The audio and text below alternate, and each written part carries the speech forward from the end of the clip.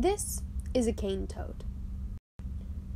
The cane toad is, of course, a toad, but it's also an invasive species, particularly to regions like Australia. To begin, let's go over a few things about the cane toad.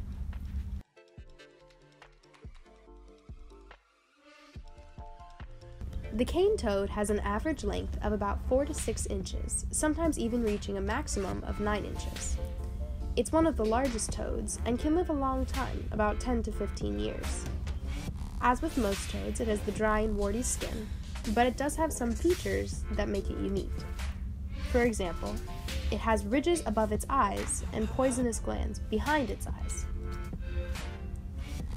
One of the things that makes the cane toad such an invasive species is how easy it is for it to reproduce. The cane toad only requires a small pool of pretty much any type of water. The female cane toad will lay thousands of eggs, which within 2 days' time will hatch into tadpoles.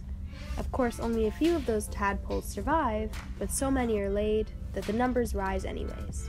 The cane toad is native to the Americas, found anywhere from Texas to Peru. It can exist in both tropical and arid environments, and is a terrestrial creature. However, the cane toad has also been introduced to many other areas, like, for example, Australia, where it became an invasive species. The cane toad was released in Australia in 1935 to fight a beetles infestation in Queensland farms. The attempt was to replicate the success they had had when they released the cane toads in Puerto Rico to stabilize their beetle populations. However, the project quickly grew out of hand. 102 cane toads were brought over, but the population quickly multiplied.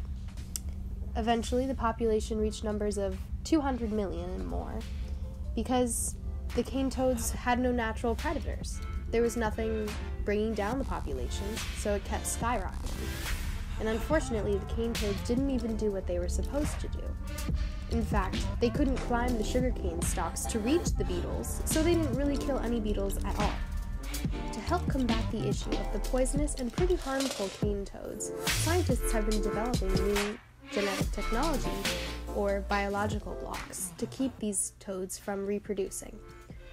Ultimately, this poisonous pest is pretty hard to handle.